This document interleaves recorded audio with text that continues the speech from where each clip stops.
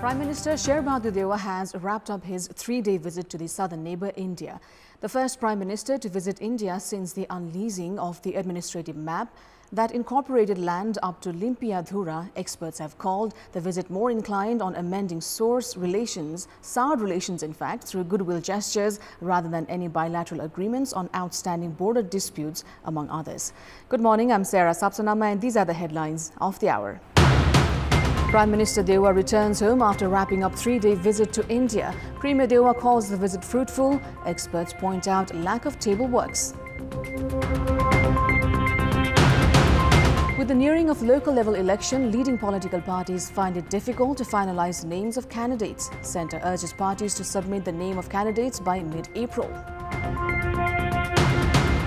Crisis hits Sri Lanka's cabinet resigns en masse from their positions. Mahinda Rajapaksa, however, continues to remain the Prime Minister.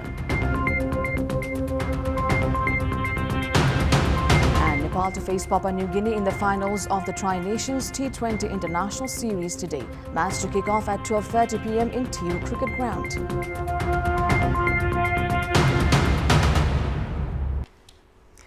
Prime Minister Sher has wrapped up his three-day official visit to India. Upon his arrival at the Trivandrum International Airport, Premier Deubas termed his India visit successful during the press conference. Foreign Minister Naren Khadka also said that the three-day visit by the Prime Minister focused on improving bilateral ties and agendas of economic enhancement. On Saturday, the two Prime Ministers, Deubas and Modi, had renewed commitment to better bilateral ties and enhanced cooperations on energy, connectivity, among others. Yesterday, Premier Deubas had reached the religious city of Banaras in Uttar Pradesh.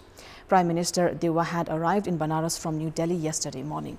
Premier Deubas, who had flown to Banaras in an Air India flight, was received by Uttar Pradesh Chief Minister Yogi Adityanath. Premier Deubas also performed customary worship at a few temples in the city considered as pilgrim site of all Hindus. Prime Minister Deubas has held high-profile parleys with Indian officials yesterday.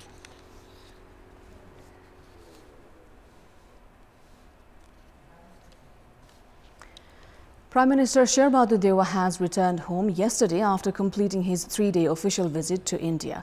The visit that is now described as one without adequate table works has come under intense speculations. Premier Deubas' proposal to the southern neighbour to address the border disputes has been taken as the biggest achievement of the three-day visit. The relations between the two friendly neighbours had soured after Nepal released the political and administrative map incorporating land up to Limpiadhura in May 2020. India had continued to ignore the border development, while Nepal had failed to raise the issue at a higher level. In the given scenario, there was everything conducive for Prime Minister Deubas to raise the border issues. The visit has been termed as a stepping stone to improving bilateral ties between the two nations. The inauguration of Janakpur-Jayanagar Railway cooperation for easing the supply of petroleum products has also been taken as the achievements of the three-day visit. However, there were few other issues which needed to be raised during the visit but were not. Nepal failed to address the long-standing issue of the implementation part of the Eminent Persons Group report. Likewise, the issue of making SAARC active again was not touched upon, while the Nepali delegation was clueless about raising the issue of minimizing increasing trade deficit. Nepal-India experts have also pointed out the need for the better preparations for the visit of immense significance, which had come amid escalating disputes over Nepal's geopolitical position. With the nearing local-level election, leading political parties are finding it increasingly difficult to finalize the names of the candidates. The respective committees of the various parties in the ruling alliance have been given a deadline till mid-April to submit the list of final list of the candidates. Parties in the ruling alliance, Nepali Congress, CPN Maoist Centre, Unified Socialist and Janata Samajwadi have agreed on going to the polls in collaboration. The various committees of these parties in the ruling coalition have been given mid-April deadline to submit the name of the candidates. CPN Maoist Centre is preparing to give priority to new faces. The ruling alliance parties are preparing to decide the candidates from the names recommended by respective parties on the basis of prior success history. Meanwhile, CPN-UML has said that the district, province and centre will pick candidates as per the local committee recommendation. Likewise, parties have been given the responsibility of deciding on the names of ward chairmen and members to the party's rural municipality body.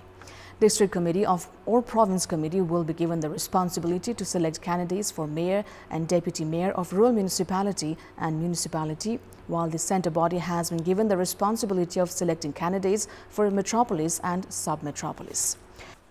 In our Public Voice segment, we've asked in several provinces what people think of the Prime Minister's India visit. Let's take a look at what they had to say.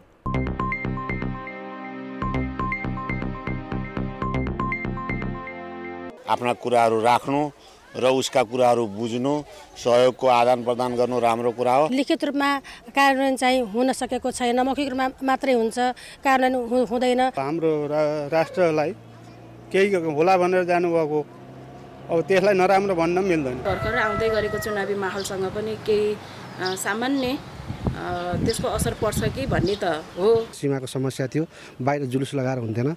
अब प्रधानमन्त्रीसित टक गरेर कुरा गरेर निचोड निकाल्नु प्रधानमन्त्रीको कर्तव्य पनि हो, त्यो सकारात्मक छ। एक वर्षदेखि थन्केर राखेको रेल अब चल्न थालेको छ।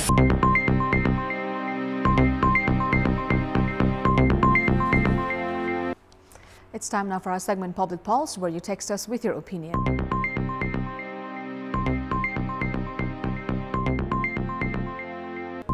The question is, what's your take on the apathy on behalf of the state for providing compensation to the victims of the criminal offence? Your options are A, reluctance to implementation, B, failure to understand sentiments, and C, nexus with criminals. The voting is on. Type NEWS, select your option A, B or C and send it to 34001 to share your opinion with us. Let's move on to the sports update.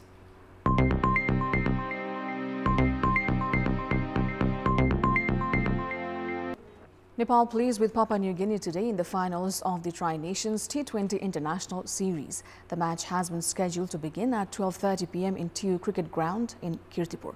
Nepal has remained undefeated in the ongoing series, winning all 4 games of the league round on its way to the finals. Papua New Guinea, meanwhile, made its place in the finals with just 1 win based on run rate. This is the first meet between the two sides fifth meet, in fact, between the two sides in 2 weeks' time. Papua New Guinea had won the one-day international series earlier.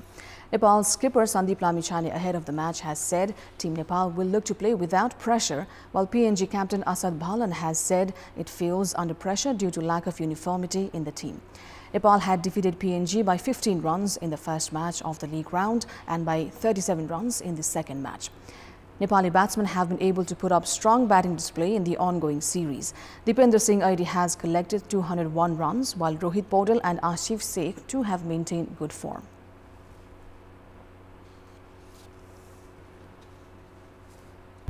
And that's all for the moment. Thank you for watching. Bye for now.